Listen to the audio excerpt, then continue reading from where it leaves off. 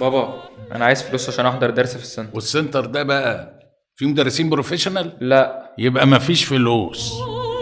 بابا انا عايز فلوس عشان احضر درس في السنتر. السنتر ده فيه متابعة مع ولي الامر؟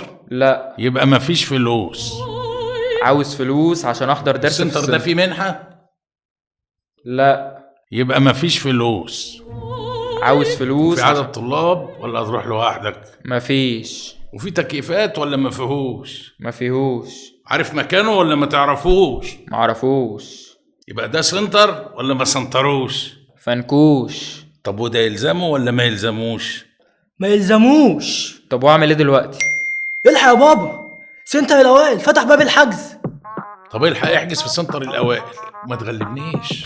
عين العقل يا حاج، اسمع كلام ابوك واحجز في سنتر الاوائل، لان في كل اللي بتحلم بيه وجايب لك افضل المدرسين للمرحله الثانويه والمرحله الاعداديه. عندنا في المرحله الثانويه العميد رمضان الجعفري في اللغه العربيه، والاستاذ محمد حجاج في اللغه الانجليزيه، وفي اللغه الالمانيه هيرا عبد الله الحجار.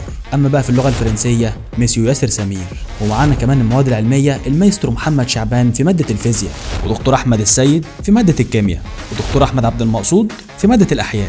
ده غير بقى في الرياضيات الباش مهندس محمد الجمل، وفي المواد الادبيه الفيلسوف اشرف مرسي في الفلسفه وعلم النفس، وعندنا القائد احمد مصلح في الجغرافيا. ده غير مستر يحيى مفتاح في التاريخ. اما بقى بالنسبه للمرحله الاعداديه الاستاذ رمضان عادل في اللغه العربيه، والاستاذ عمرو الهادي في اللغه الانجليزيه، وفي ماده الرياضيات الخوارزمي ابراهيم شوقي، ومستر صبر لبان ومستر اسامه جمعه في ماده العلوم. ده غير طبعا الاستاذ يحيى مفتاح في ماده الدراسات، والاستاذ ممدوح خفاجه في ماده الحاسب الآلي.